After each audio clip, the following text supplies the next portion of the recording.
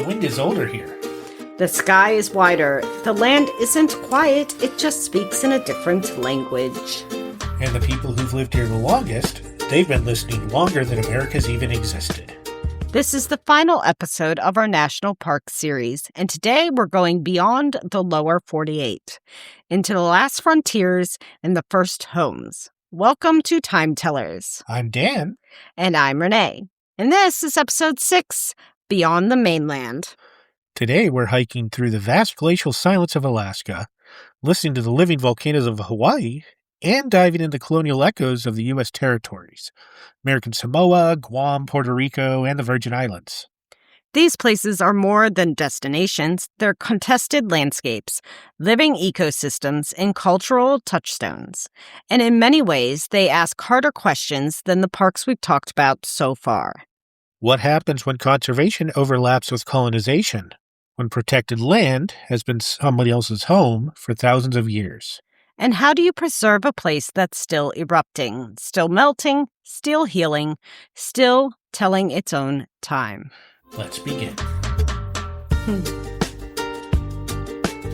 Okay, Alaska is enormous.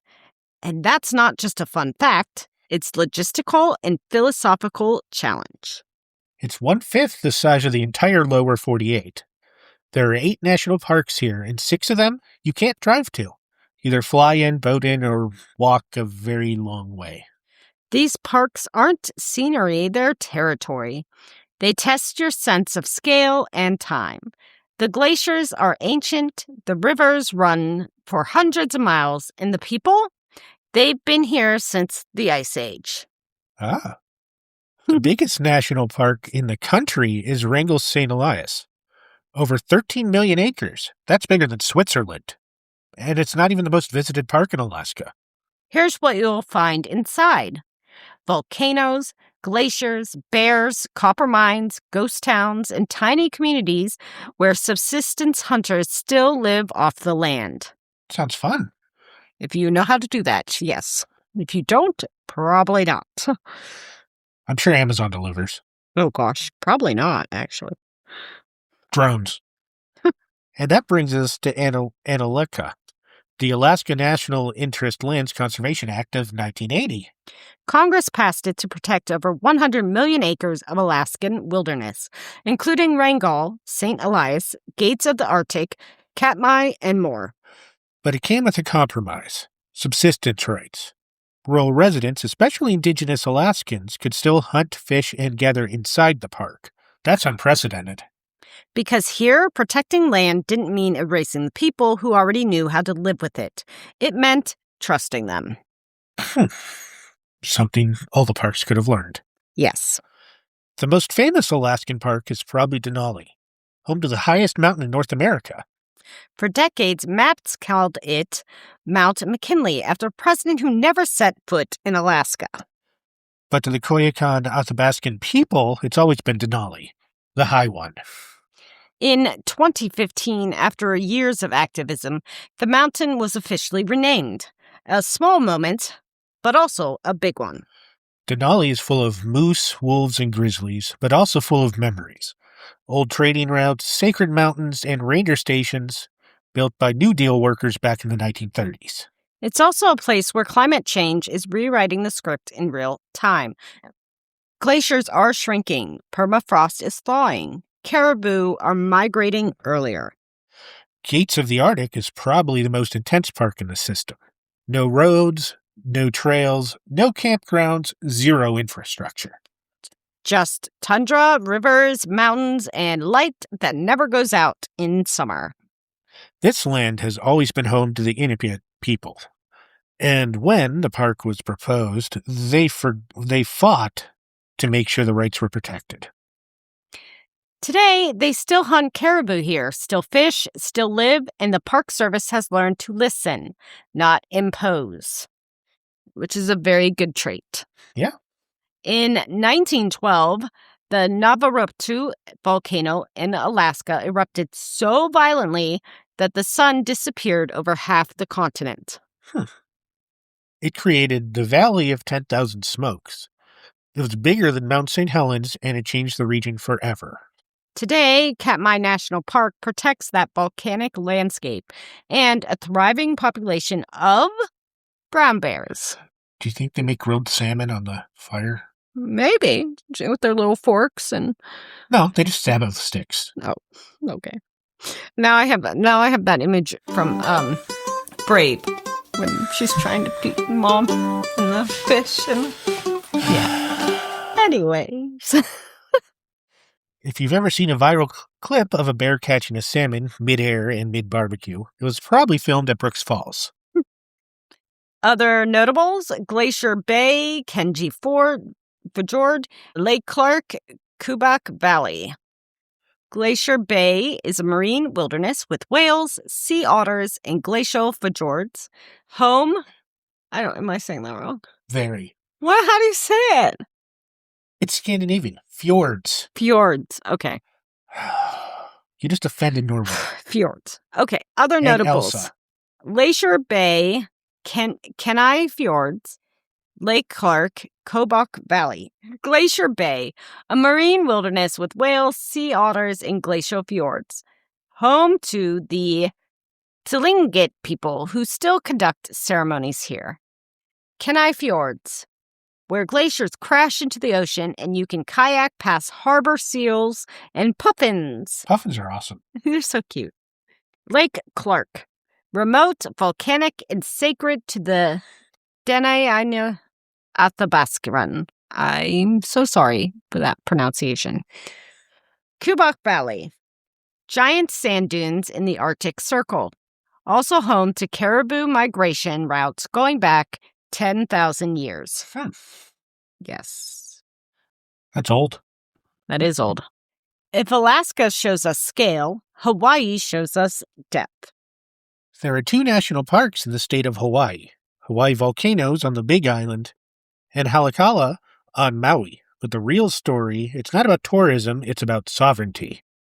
How do I pronounce this? Kilauea. Oh, that's Kilauea? Yeah. I don't know if I've ever seen that written out.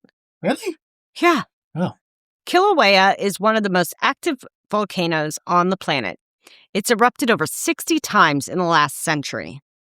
But to many Kanaka Maoli, native Hawaiians, it's more than a mountain. It's a goddess, Pele, the creator of land. In 2018, an eruption changed the landscape of the park, destroying roads and reshaping trails. But for many, it wasn't destruction, it was birth. That's a very different mindset from Western preservation ideas. For native Hawaiians, land is alive, not a backdrop. On Maui, what is this word? Haleakala. Haleakala? Okay. On Maui, Haleakala National Park rises above the clouds. It's home to a massive crater and rare native species like the ahahani, the silver sword. The hina. The hyena? How would you know that? I watched way too much Lilo and Stitch. And Hawaii Five-0, both versions. And Magna P.I. Okay. And everything else based in Hawaii. Okay. I apologize. Dan said it correctly. Carry on. The thing about Hawaiian is it's like native Hawaiian, it's pretty much what it looks like. Some of them it's kind of really weird. Some of the native, American languages, they're just, but it got it because most of this stuff got translated, in the 40s. Right. When it started switching over. So it pretty much is written out how it, Right. Oh, there it is. But it's also the site of ancient ceremonial altars, and the summit is sacred. According to Hawaiian tradition, this is where the demigod Maui lassoed the sun. Hawaiian communities have long pushed for more control, more access, and more cultural integration in the parks, as they should. In 2015, the Park Service began a co-management dialogue using the Ahamoku system, a traditional land management philosophy based on watersheds and respect. Good. But challenges remain. Tourism pressure is massive, and the disconnect between federal policy and indigenous stewardship is still very real. The U.S. has 5 major territories. Puerto Rico, Guam, American Samoa, U.S. Virgin Islands, and the Northern Mariana Islands. And yes, some of these have national parks, but these aren't wilderness preserves in the usual sense. They're cultural battlegrounds, colonial legacies, and islands still negotiating their place in America. This is the only... Oh, wait, I probably should say it. Should I? Yeah, you should just mention it. National parks... Okay, no, it doesn't even say the... It's American Samoa. But Okay, so we're talking about Americans. Sorry, little organizational issue here. blame me. No. So, for the national parks of American Samoa, this is the only U.S. national park south of the equator. It covers 3 islands, Tutuia, Ofu, and Tau, and it protects everything from coral reefs to rainforest to volcanic mountains. But what makes it unique is this. The land is not owned by the government. It's leased from local villages, managed by the NPS but controlled by the Samoan people. That's huge. It's one of the only parks based on community stewardship, not federal seizure. Guam was invaded by Japan in 1941 and liberated by U.S. forces in 1944. The battle was brutal. Today, War in the Pacific National Historical Park preserves that history. Foxholes, pillboxes, beaches where soldiers landed, and the story of Chamorro civilians caught in the crossfire. Guam is still home to U.S. military bases, and its political status, still a question. But the park is a rare place where Chamorro history, military memory, and ecological recovery meet. Virgin Islands National Park protects 2/3 of the island of St. John. White sand beaches, coral reefs, rainforest trails, but also ruined sugar plantations built on the backs of enslaved Africans. The park has begun to tell its story more openly through ranger tours, exhibits, and partnerships with local historians. But it still raises hard questions.